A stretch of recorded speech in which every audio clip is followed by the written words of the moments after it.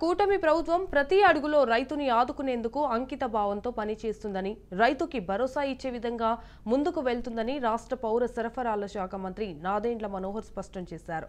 విజయవాడలోని పౌర సరఫరాల శాఖ కమిషనర్ కార్యాలయంలో రాష్ట్ర వ్యాప్తంగా ఉన్న ఎరువులు, పురుగుమందుల తయారీదారులు, డీలర్లతో సమీక్ష సమావేశం నిర్వహించారు. యూరియా, DAP ఎరువులు, పురుగుమందుల అమ్మకాల విషయంలో రైతులకు ఇబ్బందులు కలగకుండా జాగ్రత్తలు వహించాలని తెలిపారు. కొలతలు, ధరల్లో తేడాలు లేకుండా చూసుకోవాలని స్పష్టం చేశారు. రైతు మోసపోకుండా చూసుకోవాల్సిన బాధ్యత అందరిపైన ఉందన్నారు. బరువు, MRPలతో తేడా ఉంటే కఠిన చర్యలు తీసుకుంటామని హెచ్చరించారు.